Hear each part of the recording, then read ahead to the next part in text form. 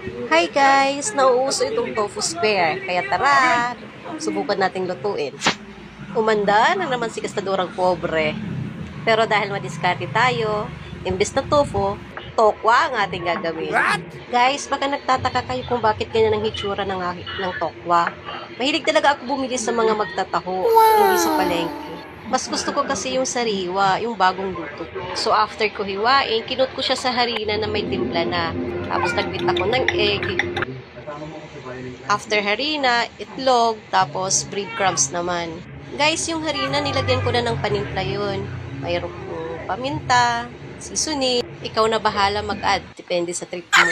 Pagkatapos, prituhin na natin. Guys, ang tofu mabilis lang maluto. Kaya pag nakita mong golden brown na, haunin mo na at isit aside mo. After ko magprito, nagmix na ako ng sauce niya.